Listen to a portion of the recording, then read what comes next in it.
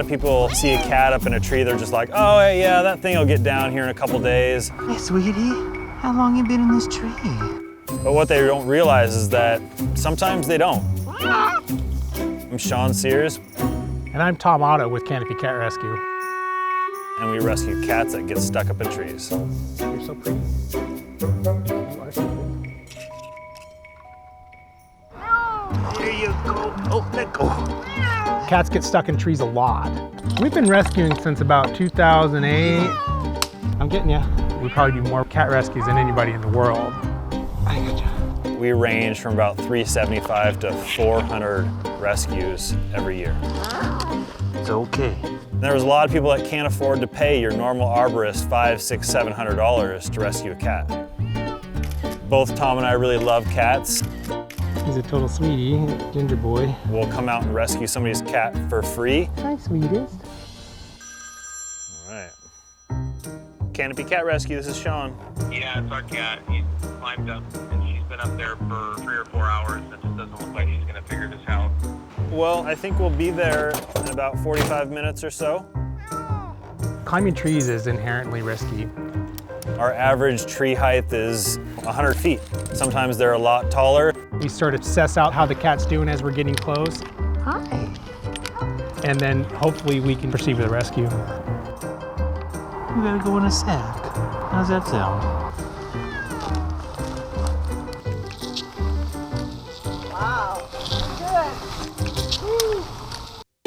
The look that we get from the cat owner's face when we hand them their cat back is just this overwhelming sense of relief. Are you happy to have him back? I know. You have no idea. We love doing this, and we're gonna do it for as long as we can. You said you got a cat stuck in a tree? We don't really consider ourselves heroes, but we do like to think of ourselves as just two guys that are out there restoring the faith in humanity.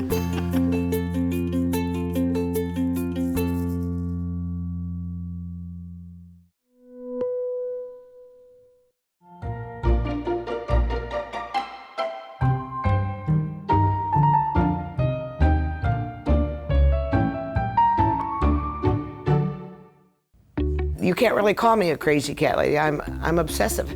I would rather have 800 cats than another man. I don't need a man in my life.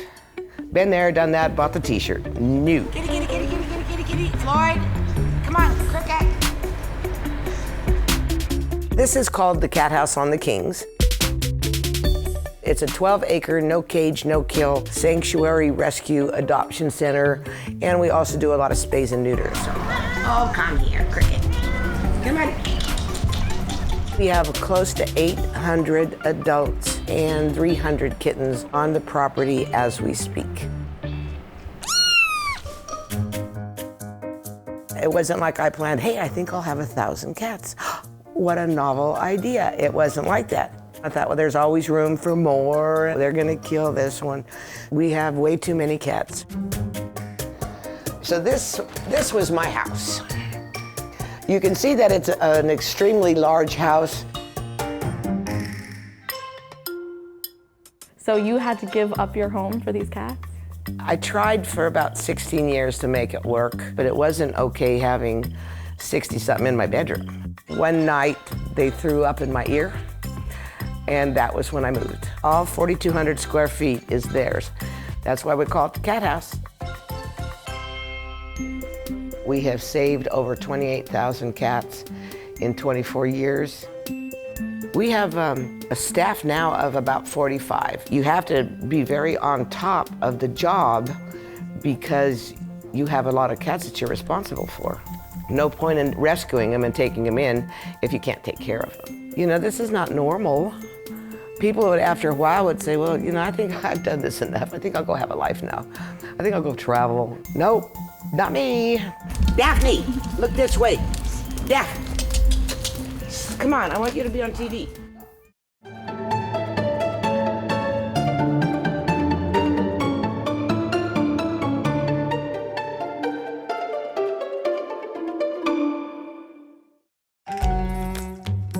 The trick is trying to think like a cat. It's one thing to think, what would it be like if I were a cat? It's another thing to try to figure out, well, what is it like for a cat to be a cat? So I have different ways of creating purr kind of sounds. David Tye, classical musician, mostly by trade, play the cello in the National Symphony, and I came up with the idea of writing music for cats. Here are my bird songs for study, and I slow them down. Cats are not very vocal and not particularly social. The ultimate goal is to be able to communicate in something like their language. What other sounds are there that you know cats would enjoy? Most of the brain development of a cat happens outside the womb. I thought the sound of suckling is a reward-related sound that all cats will have heard as their brains were forming. This swishing kind of sound. Yeah, I would totally use that. Could I name that after your jacket? That's my Louis W. Swish. Another example of a sound is purring. When you play this music, how does a cat react exactly? There are things like they would rub up against the speakers. It shows kind of ownership, but showing just attention. And it tends to be more comforting to those cats who have had something of a hard life. Because the cats who need more comfort are more comforted by it. Do you have a cat? No, I actually don't. I'm allergic to cats. You're allergic to cats? Yeah.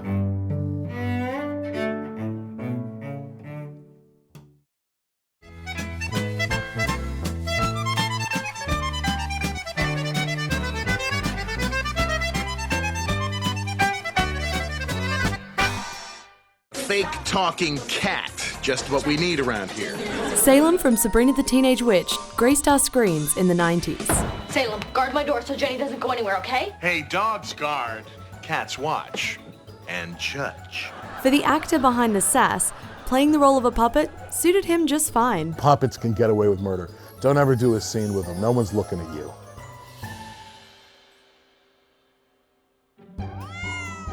Oh, I'm having a bad fur day. Hi, I'm Nick Mackay, and I'm best known probably as the voice of Salem, the talking cat on Sabrina the Teenage Witch. Hit it, cat. And I've got no defense. Salem was a very frustrated guy who tried to take over the world. His punishment was they turned him into a cat for 100 years. There was a lovely bitterness to the character that I leaned into hard. Salem, you're the only one who understands me. Yeah, but it doesn't mean I care. You know, I was in the writer's room on that show too, so I could pitch my own jokes. Maybe I should take your temperature. Under the tongue, under the tongue. All right, I'll check in a few minutes. I was on set doing the voice live first 4 years. It took a village to do that cat, because then you had animal trainers and a multitude of live cats. Up and down and up. And there was a remarkable crew of puppeteers. Our head puppeteer was Tom Fountain, who was really gifted. He ran the mouth, and we had Maury, who worked the body, and she spent her days in darkness jammed into that kitchen island counter, you know, just working that body. It was a real team effort. But Nick is more than just a cat voice. It was also the voice of Norbert! Don't mess with the bull, my friend. You'll get the horns. The big older brother on the Nickelodeon cartoon Angry Beavers. I've been a writer-producer on a bunch of other shows like King of Queens. I also wrote the Paul Blart Mall Cop movies with my pal Kevin James. You're a nasty old man. And he's been in front of the camera too, on some well-known shows like Seinfeld, That 70s Show, I've been cheated. and this AOL ad. Thanks to America Online, I'm really just goofing off. This is back during my trying to make my career as an actor phase. You did some deep dig there, huh? So, looks like it's just you and me. Want to do each other's hair?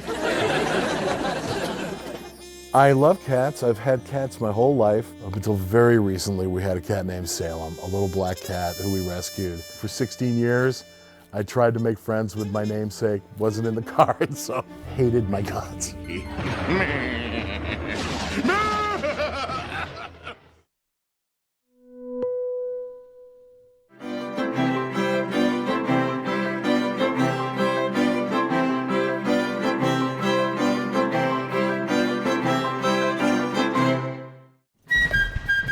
southern Pennsylvania, there is a battlefield. A battlefield so important that it is thought to be the turning point of the American Civil War. This is a story about that place. It's also a story about cats. Thousands and thousands of little cats.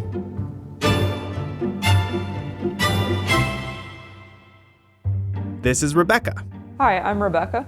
And this is her twin sister, Ruth. Hi, I'm Ruth, and we run a museum of dioramas that are made with handmade Civil War cats. Civil War cats. The combination of a childhood love for clay cats and a strong fascination with the American Civil War. It started out as a hobby that we just did as kids putzing around in our bedrooms. That bit of child's play led to a full-fledged museum, which opened in 2013.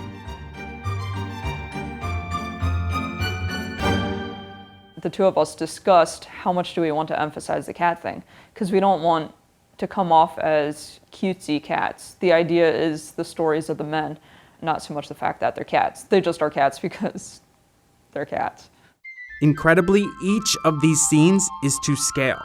1/8 of an inch equals 1 foot in cat feet. And so each one of our soldiers represents one soldier who would have been on the field. We'll calculate the numbers that would have been left in the regiment and we'll fill it in with that many cat soldiers. So for example, Little Round Top, we're going to eventually have about 5,000 soldiers on it. Typically one like the Angle, we figure took us about 4.5 years. The Little Round Top diorama, we figure is more of a 5 or 6 year diorama. Oh, look. We really just want to make the Civil War more approachable, I guess, for people, so they can relate to the history and have more of a connection with the men and the women involved. Now that the word of this cat museum's out, all of the people who love cats come in, and now not only are they seeing our dioramas and falling in love with the 5,500 little furry smiles smiling at them, but they're also learning the stories, and suddenly they have an appreciation of Gettysburg and the history just because they came to see the cats.